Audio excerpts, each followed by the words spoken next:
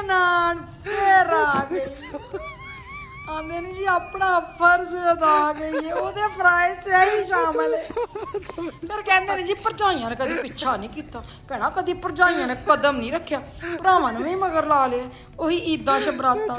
भई किवें आईए साडा भी दिल करदा ननान को जान ते